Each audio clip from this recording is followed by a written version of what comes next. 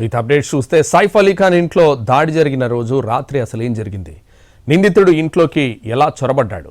కెమెరాలకు చిక్కకుండా నిందితుడు ఎలా తప్పించుకున్నాడు? సైఫ్ అలీ ఖాన్ పై దాడి కేసులో వినిపిస్తున్న ప్రశ్నలివే.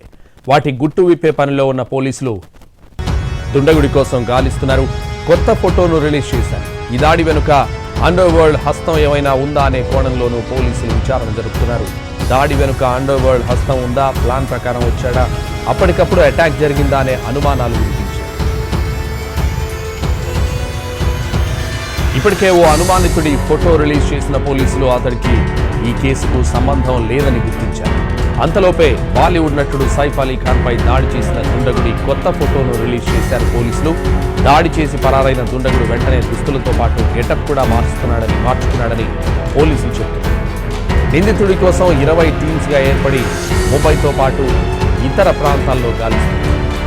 సైఫ్ ఇంటికి సంబంధించి 2 ఎంట్రీ పాయింట్ల దగ్గర సెక్యూరిటీ గార్డులు ఉన్నా దుండగుడు లోపలికి ఎలా ప్రవేశించాడనేది అంతు చిక్కడం లేదు.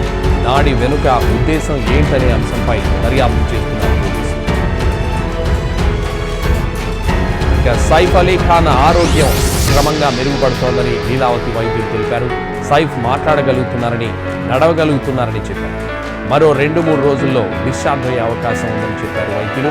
ఈ కేసులో కరీనా కపూర్ స్టేట్మెంట్లు కూడా పోలీసులు రికార్డు చేశారు. దాడి చేసిన దుండగుడి కోసం గాలిస్తున్నారు.